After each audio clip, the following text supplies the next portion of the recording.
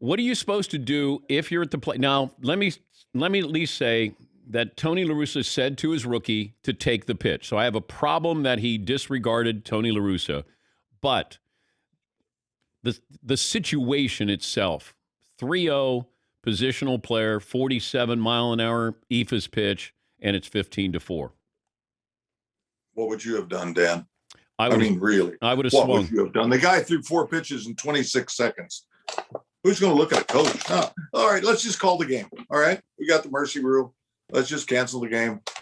Okay, they're ahead. They got to bring in some, so we forfeit. Let's just go ahead and quit. I mean, the guy's up there. He's trying to pad his stats. It doesn't. There's no rules anymore. I mean, those things are doing. If Tony gave him the stake, and it's just a simple, I don't think how much any manager's head's in the game at the time, except he knows 3-0 that somebody shouldn't be swinging necessarily. Would you have swung though, John? Probably. But if I'd have got a take sign, obviously not. And back in those days, I doubt it. I would have probably looked in the dugout and Sparky would have went, take one. But Alex Grandma's down at third base. He would have been fine. He would have flashed the sign.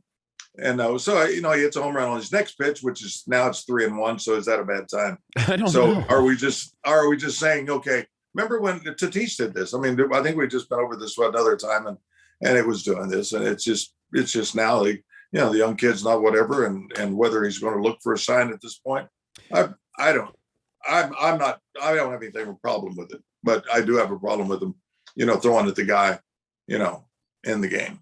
And yeah, but Tony said, hey, it's okay. I mean, basically, he gave the opposition the green light to throw at his player the next game because he said there's going to be consequences. Yeah, he knew it was coming. Everybody knew it was coming. Everybody in the world knew it was coming. But the kid gets kicked out. The pitcher gets kicked out of the game. And, the kid was pitching a great game too. But, he's on. It's sort of like everybody's watching you in the dugout, waiting for you to do it. Who do we do? What time do we do it? When do we pick the guy? Who is the guy? Let's get this guy. And if it was going to be a problem, then Tony could have held him out of the lineup. And but I think he also wanted to prove a point to the kid, saying, "Hey, if you do this, you got to face the consequences. And this is probably what's going to happen."